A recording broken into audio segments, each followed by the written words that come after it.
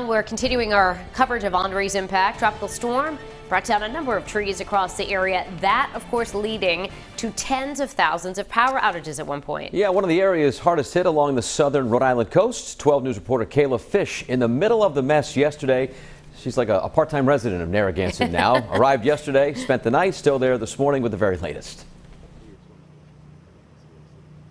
Hey, good morning, Patrick and Danielle. That's right. We did spend most of the day here in Narragansett tracking the impact of Henri. We spent the night here and we are back here this morning. The same goes for all of the utility crews who are here from throughout the Northeast to try to restore power to the some 35,000 people here in South County who are waking up in the dark this morning because of scenes like the one behind me. Check this out. A massive tree came down here on Caswell Street in Narragansett, bringing down the power lines with it. Utility crews assessing scenes like this from throughout Narragansett and all over South County this morning to work to try to get everyone their power and electricity back. And I want to show you exactly how we got here. Here's some video from yesterday as those strong, sustained winds from Henri making landfall yesterday afternoon. These strong winds brought to the coastline, as well as that rough surf that we documented for you all morning long.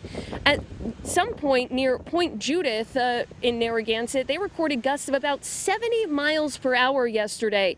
And as I mentioned, there are power crews from throughout the Northeast here working to restore power. These cleanup efforts really began almost instantly. As soon as the storm rolled through, crews began assessing the damage, trying to clear streets and make them passable and repair any lines that they could. National Grid said during a press conference yesterday that it was able to restore power to almost 30,000 customers in some areas of the state.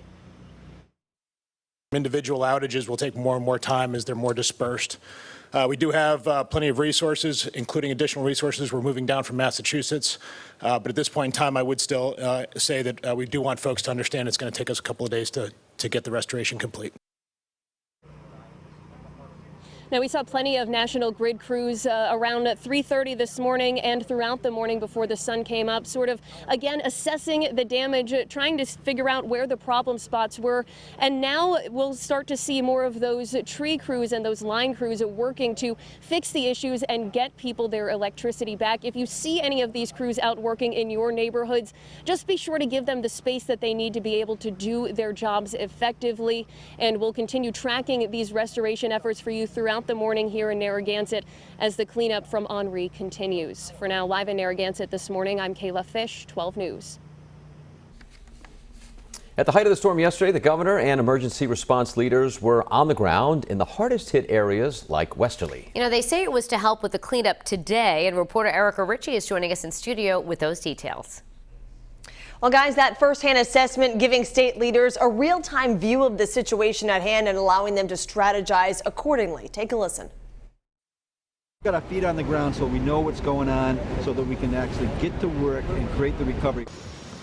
And the biggest part of that recovery, as you heard KAYLA mention just a moment ago, is power restoration. And a big part of getting that back on is getting the trees off the power lines or clearing them from the roads that National Grid has to get down in order to turn the lights on. So I spoke with many city and town police departments this morning, and they say much of the tree and the debris cleanup was done yesterday. There are still some areas in places like South and North Kingstown, Narragansett, Westerly that are awaiting National Grid to arrive and clear those trees that are down, but that's why the governor was out and about yesterday so that cleanup could be as concise as possible going into today.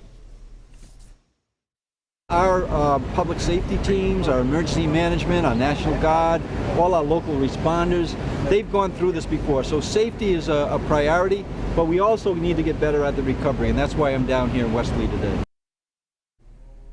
All right, and so Melissa's been keeping you updated on the road closures due to those downed trees. She'll have another update in her traffic report for you about 15 minutes from now. And of course, I'll be continuing to check in with police across the state throughout the morning as well, and I'll bring you the latest every half hour. For now, live in studio, RICCI, 12 News.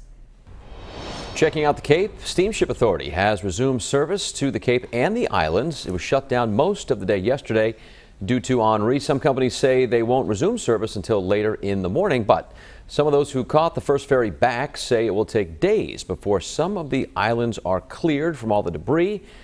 Meanwhile, Block Island ferry service will resume at 10 o'clock this morning. leaving the island, and 10:30 if you're headed out to the block.